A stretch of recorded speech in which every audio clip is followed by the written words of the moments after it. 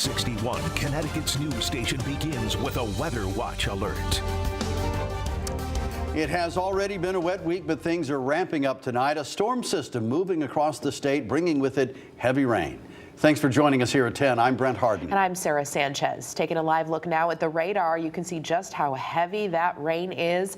Parts of the state could see 3 inches or more, and that's raising concerns over flooding. Fox 61 has live team coverage tonight. Jake Garcia is in the storm tracker, and we'll hear from him in just a moment about the road conditions in Hartford. But we begin with Chief Meteorologist Rachel Frank.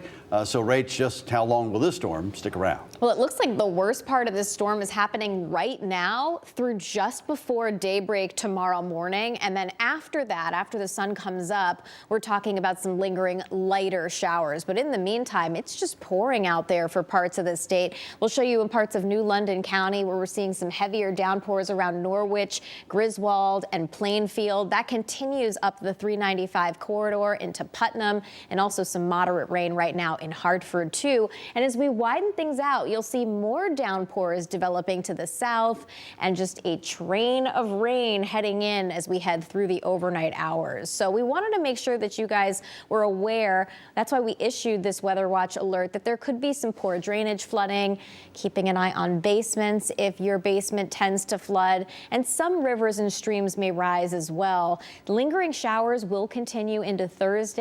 However, they won't be as heavy as what we're anticipating overnight. So temperatures will be pretty steady, staying in the 40s. There's no icing or clearly no snow with temperatures like that. And by the time you wake up tomorrow morning, again, we have lingering lighter showers. That being said, I would check in with the morning show crew, because if there is some flooding overnight, it is possible that there may still be some road closures in parts of the state tomorrow as well. Temperatures will stay pretty flat tomorrow, meaning they don't climb or drop a lot, right in the upper 40s. And we will tend to dry things out as we head through the afternoon, so we're fine for the evening commute tomorrow night. We'll talk about another round of rain for this weekend. Your full forecast is coming up. All right, Rachel, thank you. So, yeah, if you can help it, and most of you probably can, avoid the roads tonight. The rain is leaving roads waterlogged. Yeah, it's really slippery out there, and you'll have to watch out if you have an early morning commute tomorrow as well. Fox 61's Jake Garcia is out in the storm tracker tonight, and he joins us from Hartford with more on the conditions out there. Jake. Well, Britt and Sarah can tell you that roads are wet, and this rain just following at a pretty fast pace. And like Rachel mentioned, we're seeing a lot of this puddling up on the sides of the road. I'm going to actually show you outside right now. As you can see in the intersection right here near the Frog Hollow area, you can see just how deep that water is on the side of the road there. So that's where we've been seeing a lot of the puddling is happening up on the sides of the roads, definitely near those storm drains. So if you just have to be out and about tonight, make sure that you take it slow and make sure. We've seen reports of people hydroplaning at times, so just make sure you slow down and take your time if you have to be out and about on the roads tonight at all. Reporting live from the storm tracker, Jake Garcia, Fox 61, Connecticut's news station. The Fox 61 Storm Tracker is sponsored by Nero Facilities Management. Jake, Bristol police are looking for a suspect. They say the driver of an Infiniti shot at someone this evening. That person is seriously injured. The man was shot multiple times around 6:45 tonight near East Road and Union Street. Police tell us the man is in surgery tonight.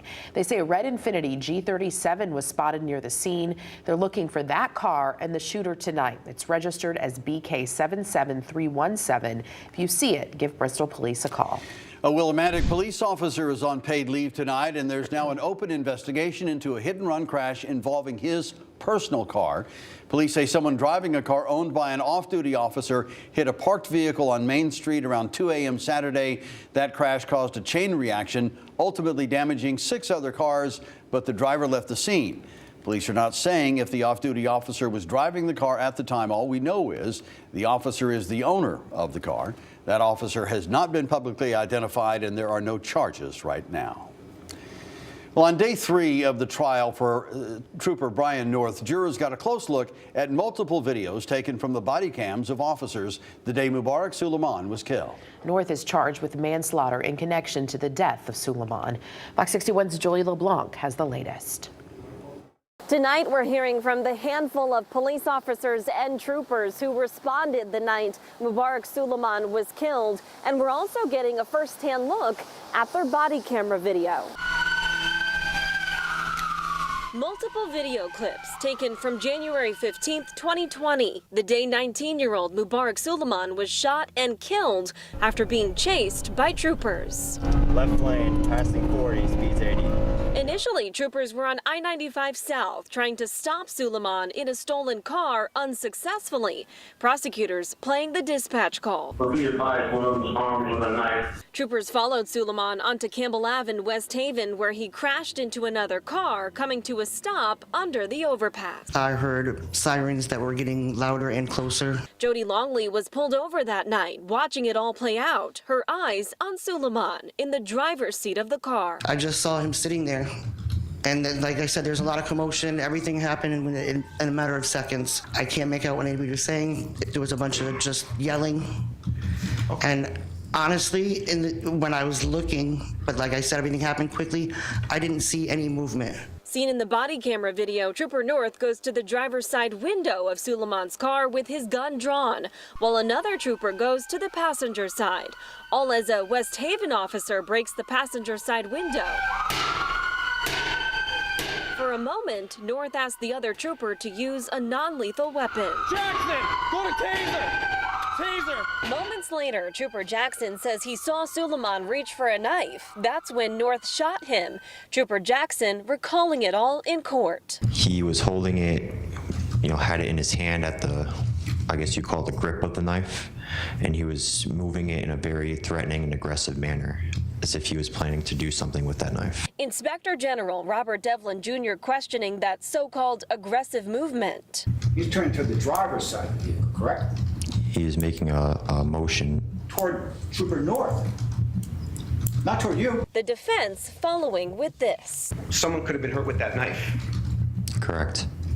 You could have been hurt with that knife. Correct. You could have been killed with that knife. Correct. At the end of the day, the inspector general and the prosecutor in this case saying he plans to rest tomorrow. As for the defense, they hope to call their first witness on Friday. Now, we will also find out tomorrow if Trooper Brian North plans to take the stand. We are in Milford. Julia LeBlanc, Fox 61, Connecticut's news station. A new proposal by state lawmakers to ban the sale of energy drinks for kids 16 and under is gaining momentum at the state capitol. Health officials say the combination of sugar and caffeine can be extremely dangerous for young people. They say energy drinks have been linked to hundreds of ER visits. Fox 61's Jake Garcia has more on the proposal and reaction from parents tonight. This is about life and death for some children, and that's very relevant. This week, a bill aimed to ban the sale of energy drinks to those 16 and under moved forward at the state capitol. The move comes after a recent study in the National Library of Medicine found 34 deaths have been linked to energy drinks. This is unsafe for the children, and that's why, for the protection of the children, it was an important bill that the Children's Committee passed. State Senator Saud Anwar is an ICU and lung doctor and has seen firsthand the deadly effects from energy drinks. It causes dehydration, intravascularly dehydration, and the person who's exercising are dehydrated to begin with. A combination of that with the rhythm issues on the heart leads to death. So somebody actually had a fatal arrhythmia and they died. Lawmakers are concerned about the marketing of these drinks towards kids. Companies who make and market energy drinks are actually they are advertising to kids through sporting events. So while they have the ability to quote unquote self-police, we have seen that it has not actually been working the way we want. While enough lawmakers supported the proposal to move the bill out of committee, but not all lawmakers are on board. Do we start banning everything? I mean, people have the right, I believe, to certainly make their own choices. But parents we spoke to are in favor of the proposed ban. I lean more toward wanting my kids not to be drinking energy drinks for sure. But I think putting a ban in place might upset a lot of people. Anyone caught selling energy drinks to those 16 and under would get a warning the first time. But after that, they could face a fine of $200 and a $350 fine after that. Senator Anwar says the key to energy doesn't come in a can. To get a full night's sleep, they need to be less on the screens. They need to have a good, healthy meal with proteins, and they need to have opportunity to have a little downtime. And when they are able to do that, they will feel the energy. The House and Senate must consider the bill for a vote before May 7th, which is a day before the General Assembly is set to adjourn for the year. In Hartford, Jake Garcia, Fox 61, Connecticut's news station. One state lawmaker is trying to turn her experience of assault into action. State Representative Miriam Khan was attacked outside the XL Center in downtown Hartford last year. She's proposing a bill that clarifies when police can pause or mute their body cameras. Khan says in her experience, officers' body cameras were muted during conversations about bringing charges against her attacker. I brought this forward to kind of really look at, why and when is it okay for that to happen.